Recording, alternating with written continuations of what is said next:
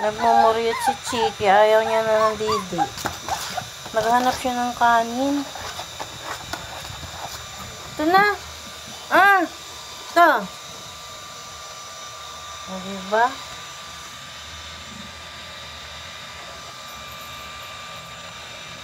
O, ano na gagawin natin sa tinimplang to? Ha?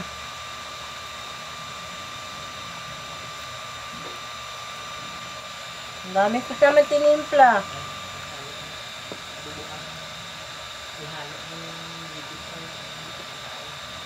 Yan na lang gabi eh. Malalasahan na yun. Nagmumuryot siya, nagwawala. Kasi nga, ayaw na niya ng didi. Pinapatakin kasi kanina ng kanin dahil nagwawala din. Naaamoy niya yung